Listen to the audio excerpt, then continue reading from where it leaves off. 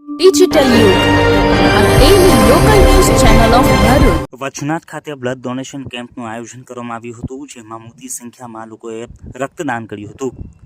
રક્તદાન એ મહાદાન છે. આપણામાંથી દરેકે જીવનમાં ક્યારેક ને ક્યારેક આ વાક્ય સાંભળ્યું જ હશે. કારણ કે ઇમરજન્સીમાં લોહીના અભાવે જીવન મરણ વચ્ચે ઝૂલા ખાતો હોય ત્યારે જરૂરિયાતમંદ વ્યક્તિને લોહી આપવાથી તેનો જીવ બચાવી શકાય છે.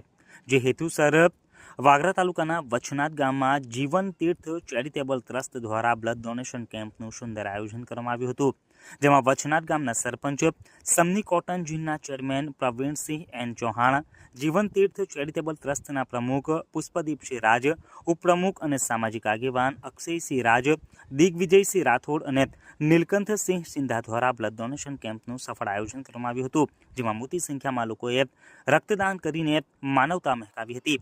અંદાજિત 41 યુનિટ બ્લડ એકત્ર કરવામાં આવ્યું હતું. રક્તનું ઉત્પાદન કરી શકાતું નથી, તે ઉદાર દાતાઓથી જ મળી શકે છે. એક દાન 3 લોકોનું જીવન બચાવી શકે છે. રક્તની ભેટ જીવનની ભેટ છે.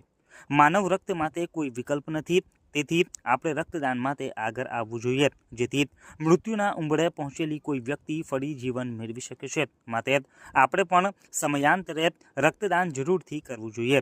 એક રિપોર્ટ અનુસાર રક્તદાન એ એક સ્વૈચ્છિક પ્રક્રિયા છે, જે અન્ય લોકોનો જીવ બચાવવામાં મદદ કરે છે. રક્તદાનના ઘણા પ્રકાર છે અને આ તમામ પ્રકારના રક્તદાન વિવિધ તબીબી જરૂરિયાતોને પૂર્ણ કરવામાં મદદ કરે છે.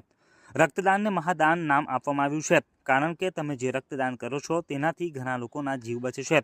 દર વર્ષે લાખો લોકોને લોહી ચઢાવવું પડે છે. દર વર્ષે લાખો લોકોને લોહી ચઢાવવાની જરૂર પડે છે.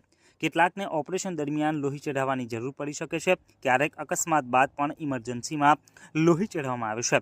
એવામાં રક્તદાન કરીને આ તમામ સંજોગોમાં તમારા દ્વારા દાન કરાયેલું રક્ત જરૂરિયાતમંદોના જીવ બચાવવા માટે ચઢાવવામાં આવે છે. માનવ લોહીનો કોઈ વિકલ્પ નથી. તમામ ટ્રાન્સફ્યુઝનમાં માત્ર ડોનરના લોહીનો જ ઉપયોગ થાય છે.